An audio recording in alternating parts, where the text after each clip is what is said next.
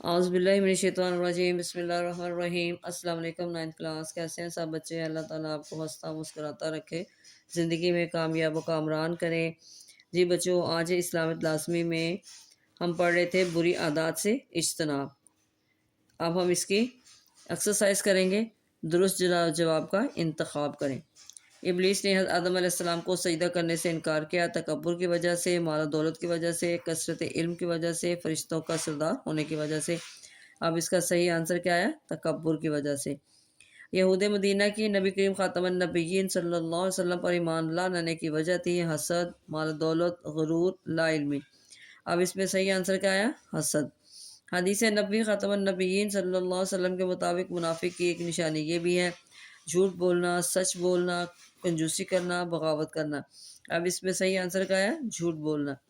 قرآن مجید میں مردہ بھائی کا گوشت کھانے سے تشبیہ دی گئی ہے غیبت کو، جھوٹ کو، سود کو، تکبر کو۔ اب اس میں صحیح آنسر کیا آیا؟ غیبت کو۔ اب ہم شارٹ کوشچن دیکھ لیتے ہیں۔ سب سے پہلے جی تکبر کے کوئی سی دو نقصانات بیان کریں۔ جی بچوں، اس کا پہلا فرسٹ شارٹ آپ کا ہے جی، تکبر کی وجہ سے انسان نہ صرف جھوٹ، غیبت اور خود پسندی جیسی اخلاقی برائیوں کا شکار ہو جاتا ہے، بلکہ وہ اطمینان قلب جیسی عظیم نعمت سے بھی محروم ہو جاتا ہے۔ یہ آپ کا فرسٹ شارٹ۔ آگے جی، رشک اور حسد میں فرق واضح کریں۔ اس کے آنسر میں لکھیں گے جی، حسد سے مراد وہ کیفیت ہے جس میں ایک انسان کسی دوسرے کے پاس اللہ تعالیٰ کی عطا کی ہوئی نعمت پر خوش نہیں ہوتا، بلکہ یہ خیال کرتا ہے کہ کاش اس کے پاس یہ نعمت نہ ہوتی، یا کاش دوسرے سے یہ نعمت چھین لی جائے۔ لیکن اگر کوئی شخص یہ سوچتا ہے کہ جو نعمت دوسرے کسی شخص کے پاس ہے کاش میرے پاس بھی ہوتی، تو اس کو رشک کرنا کہتے ہیں۔ یہ آپ کے 2 شارٹ کا آنسر۔ جھوٹ کی 4 مختلف صورتیں تحریر کریں۔ جی بچوں، یہ دیا ہوا ہے پیراگراف، اس میں سے کوئی سی 4 آپ نے لکھ دینی ہے۔ جھوٹی سفارش کرنا، مذاق میں جھوٹ بولنا، کسی پر جھوٹا مقدمہ بنا دینا، کوئی چیز فروخت کرتے ہوئے جھوٹ بولنا۔ یہاں تک آپ اس میں سے کوئی سی 4 آپ اس میں سے لکھ دیں۔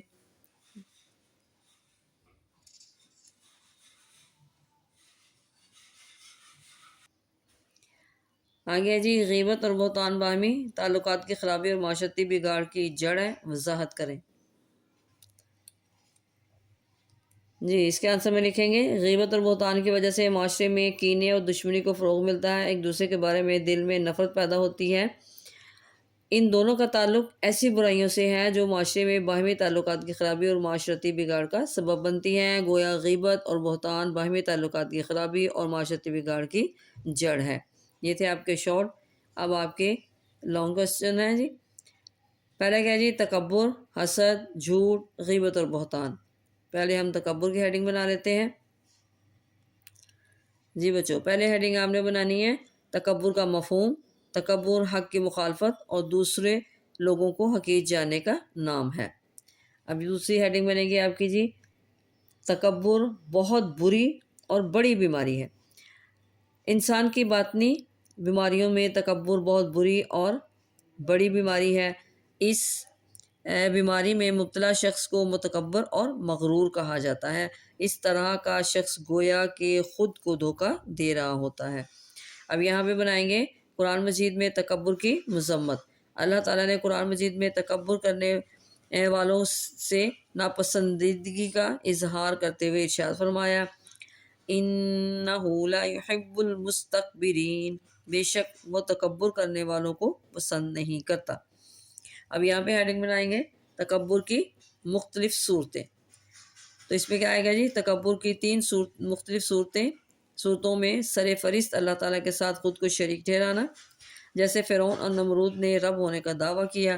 دوسری صورت یہ ہے کہ انبیاء کرام اور رسل علیہ السلام کے مقابلے میں خود کو بڑا سمجھا جائے اور اللہ تعالیٰ کی طرف سے مابعوث کی گئی ان معصوم شخصیات سے بغض رکھا جائے اور ان کے اطاعت و پیروی نہ کی جائے، جس طرح بعض اہل مکہ نے نبی کریم خاتم النبیین صلی اللہ علیہ وسلم کی نبوت کا صرف اس لیے انکار کیا کہ بنو ہاشم کے خاندان میں جناب عبداللہ کے گھر پیدا ہونے والا ایک یتیم بچہ بڑا ہو کر کس طرح نبوت کا دعوے دار ہو سکتا ہے۔ تکبر کی تیسری صورت یہ ہے کہ دوسرے انسانوں سے اپنی ذات کو افضل قرار دیا جائے اور انسانی مساوات کے تصور کو بھی قبول نہ کیا جائے۔ اب یہاں پہ ہیڈنگ دیں گے آپ، یہاں پہ ہیڈنگ دیں گے تکبر کی وجوہات۔ انسان کثرت علم، عبادات، ریاضت، مال و دولت، حسب نسب، عہدہ و منصب، کامیابی و کامرانی، حسن و جمال، طاقت اور قوت کی وجہ سے تکبر میں مبتلا ہو جاتا ہے۔ تکبر کرنے والا شخص جنت میں داخل نہیں ہوگا۔ آگے ہے جی حدیث میں تکبر کی مذمت۔ ارشاد نبوی خاتم النبیین صلی اللہ علیہ وسلم ہے، جس شخص کے دل میں رائی کے دانے برابر بھی تکبر ہوگا وہ جنت میں داخل نہیں ہوگا۔ اب یہاں پہ ہیڈنگ آئیں گی غرور و تکبر کی صورتیں۔ غرور و تکبر کی مختلف صورتیں ہیں، جیسے حق بات کا انکار کرنا، دوسروں کو حقیر جاننا، زمین پر اکڑ اکڑ کر چلنا، کپڑے زمین پر گھسیٹتے ہوئے چلنا، اپنے سے کم مال و دولت والے کے پاس بیٹھنے سے نفرت کرنا، اس کے ساتھ بیٹھ کر کھانا کھانے کو ناپسند کرنا، اور اپنے آپ کو دوسروں سے افضل سمجھنا، جیسا کہ شیطان نے اللہ تعالیٰ کے حکم کے باوجود آدم علیہ السلام کو سجدہ کرنے سے انکار کر دیا۔ ارشاد باری تعالیٰ ہے، اور یاد کرو جب ہم نے فرشتوں کو حکم دیا کہ آدم کو سجدہ کرو تو سب فرشتوں نے سجدہ کیا سوائے ابلیس کے، اس نے انکار کیا اور تکبر کیا اور وہ کافروں میں سے ہو گیا۔ اب یہاں پہ ہم لکھیں گے تکبر کی خرابیاں۔ تکبر کی وجہ سے انسان نہ صرف جھوٹ، غیبت اور خود پسندی جیسی اخلاقی برائیوں کا شکار ہو جاتا ہے بلکہ وہ اطمینان قلب جیسی عظیم نعمت سے بھی محروم ہو جاتا ہے۔ اب یہاں پہ آئے گی جی تکبر سے محفوظ رہنے کے طریقے۔ تکبر سے محفوظ رہنے کا بہترین طریقہ یہ ہے کہ ہم اللہ تعالیٰ کی معرفت حاصل کریں اور انبیاء کرام علیہ السلام کی تعلیمات پر عمل کریں تاکہ ہم دنیا اور آخرت میں کامیاب ہو سکیں اور ہمارا معاشرہ امن و سکون کا گہوارہ بن سکے۔ آگے جی حسد۔ جی بچوں یہاں پہ ہم پہلے ہیڈنگ دیں گے حسد کا معنی اور مفہوم۔ اچھا جی حسد سے مراد وہ کیفیت ہے جس میں ایک انسان کسی دوسرے کے پاس اللہ تعالیٰ کی عطا کی ہوئی نعمت پر خوش نہیں ہوتا بلکہ یہ خیال کرتا ہے کہ کاش اس کے پاس یہ نعمت نہ ہوتی یا کاش دوسرے سے یہ نعمت چھین لی جائے۔ اب یہاں پہ ہیڈنگ دیں گے رشک کا مفہوم۔ اگر کوئی شخص یہ سوچتا ہے کہ جو نعمت دوسرے کسی شخص کے پاس ہے کاش میرے پاس بھی ہوتی تو اس کو رشک کرنا کہتے ہیں۔ اب یہاں پہ ہیڈنگ دیں گے جی حسد سے بچنے کی تلقین۔ نبی کریم خاتم النبیین صلی اللہ علیہ وسلم نے حسد سے بچنے کی تلقین کرتے ہوئے ارشاد فرمایا، حسد سے بچو، حسد نیکیوں کو اس طرح کھا جاتا ہے جس طرح آگ لکڑی کو کھا جاتی ہے۔ اب یہاں پہ ہیڈنگ دیں گے رشک کی جائز صورتیں۔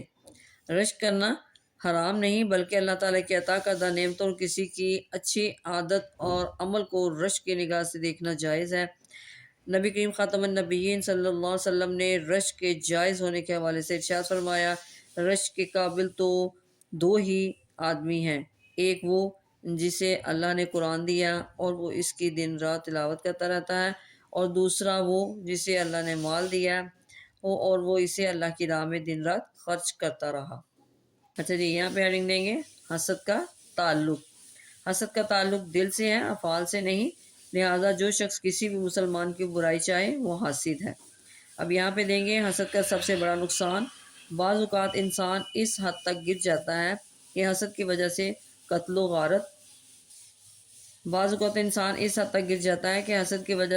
غارت پر بھی اتر آتا ہے، جس طرح قابیل نے حسد کرتے ہوئے اپنے بھائی حابیل کو قتل کر دیا تھا۔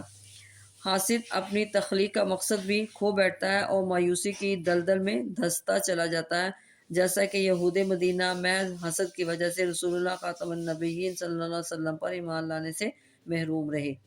اب یہاں پہ ہیڈنگ دیں گے نبی کریم خاتم النبیین صلی اللہ علیہ وسلم سے رہنمائی۔ نبی کریم خاتم النبیین صلی اللہ علیہ وسلم رات کو سونے سے پہلے حسد سے اللہ تعالیٰ کی پناہ مانگ کر سوتے تھے۔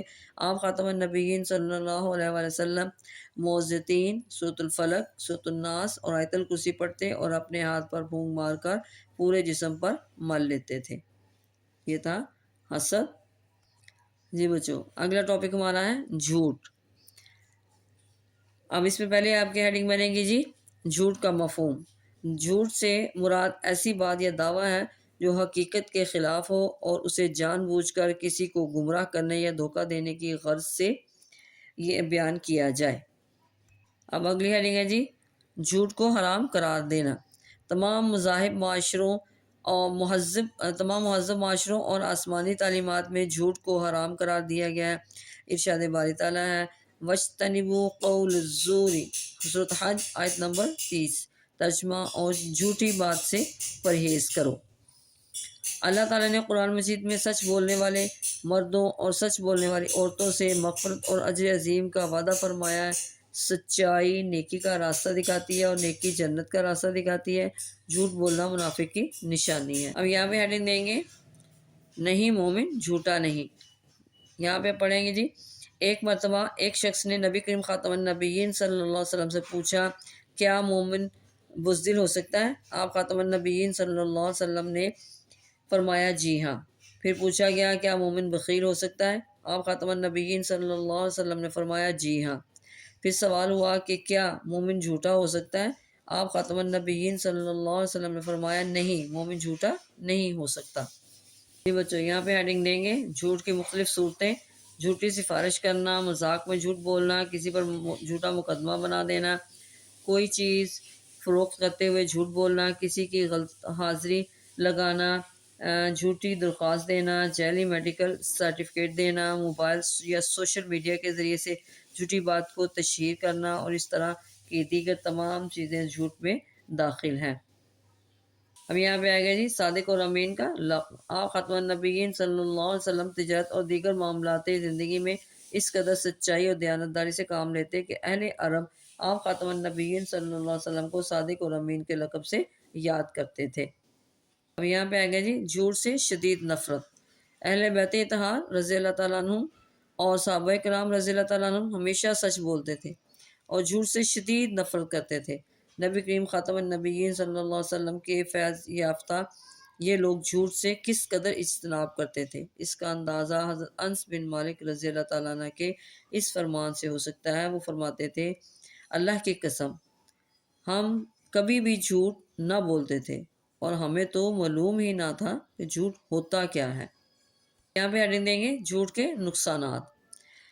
جھوٹ تمام برائیوں کی جڑ ہے۔ جھوٹ کے چند نقصانات درج ذیل ہیں۔ اللہ تعالیٰ جھوٹے آدمی کی دعا قبول نہیں فرماتا اور نہ اس کے رزق میں برکت فرماتا ہے۔ جھوٹ بولنے والے کو نہ اللہ تعالیٰ پسند کرتا ہے نہ ہی لوگ پسند کرتے ہیں۔ جھوٹ بولنے والا معاشرے میں اپنی عزت کو کھو دیتا ہے۔ جھوٹ بولنے والا اللہ تعالیٰ کی رحمت سے محروم رہتا ہے۔ جھوٹ بولنے والے کو اپنی ذات پر بھی اعتماد نہیں رہتا اور وہ اپنی ہی نظروں میں گر جاتا ہے۔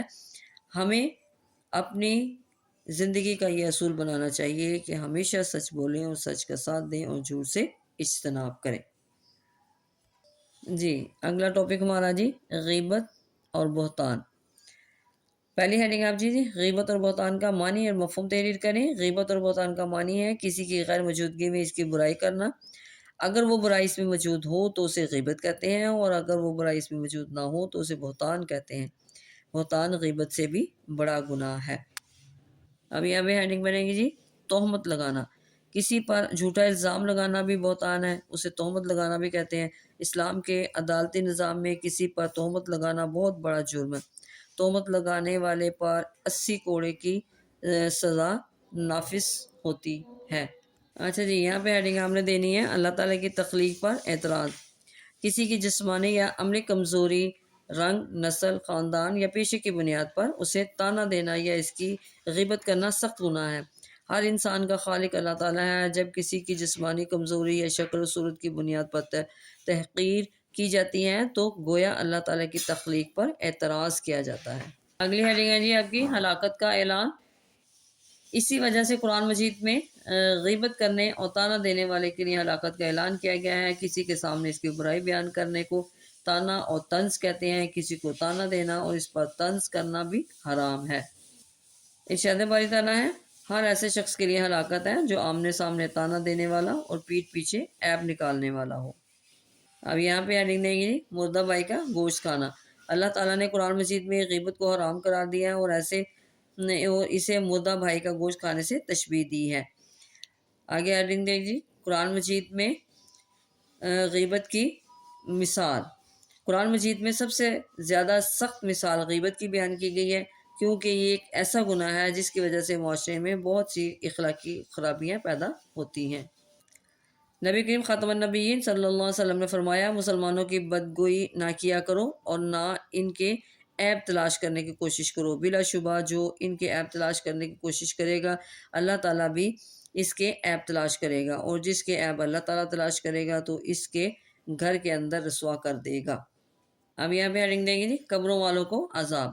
ایک مرتبہ نبی کریم خاتم النبیین صلی اللہ علیہ وسلم دو قبروں کے پاس سے گزرے تو آپ خاتم النبیین صلی اللہ علیہ وسلم نے فرمایا، ان دو لوگوں کو عذاب ہو رہا ہے، اور عذاب بھی کسی بڑے کام کی وجہ سے نہیں ہو رہا۔ ان میں سے ایک تو اس لیے عذاب ہو رہا ہے، ایک کو تو اس لیے عذاب ہو رہا ہے کہ پیشاب کرتے ہوئے پاکی کا خیال نہیں رکھتا تھا، اور دوسرے کو اس لیے عذاب ہو رہا ہے کہ وہ لوگوں کی غیبت کرتا تھا۔ اب یہاں پہ ایڈنگ دیں گے غیبت سے بچنے کا طریقہ۔ غیبت سے بچنے کا طریقہ یہ ہے کہ ہم زبان کی حفاظت کریں، ہمارے دل میں یہ یقین ہونا چاہیے کہ ہمیں قیامت کے دن اپنے ہر قول و فعل کا حساب دینا ہوگا۔ غیبت سے بچنے کے لیے ہمیں ایسے لوگوں کی صحبت سے دور رہنا چاہیے جو ہر وقت غیبت میں اور دوسروں کی برائیاں بیان کرنے میں مشغول رہتے ہیں۔ جی اگلی ہیڈنگ ہم دیں گے دور حاضر میں۔ غیبت اور بہتان کی وجہ سے معاشرے میں کینے اور دشمنی کو فروغ ملتا ہے، ایک دوسرے کے بارے میں دل میں نفرت پیدا ہوتی ہے۔ دور حاضر میں بہت سے لوگ غیبت کی خوفناک آفت کی لپیٹ میں ہیں۔ اس گناہ کی وجہ سے آج گھر میدان جنگ بنے ہوئے ہیں، خاندانوں، محلوں اور بازاروں میں نفرت کی دیواریں کھڑی ہو گئی ہیں۔ ہمیں چاہیے کہ اس گناہ سے مکمل پرہیز کریں، نہ غیبت کریں اور نہ ہی سنیں۔ اس طرح ہمارا وقت بھی بچے گا اور ہمارا دل بھی پرسکون رہے گا، دل میں دوسروں کے لیے نفرت کے جذبات پیدا نہیں ہوں گے، اور ہم آخرت کے عذاب سے بھی محفوظ رہیں گے۔ جی بچوں، یہ تھی آج کی ہماری ایکسرسائز۔ ہم نے ایم سی کیوز بھی کیے، شارٹ بھی کیے، اور اپنے لانگ کویشچن کی ہیڈنگ بھی بنا لی۔ جی بچوں، دعاؤں میں یاد رکھیے گا۔ اوکے، اللہ حافظ۔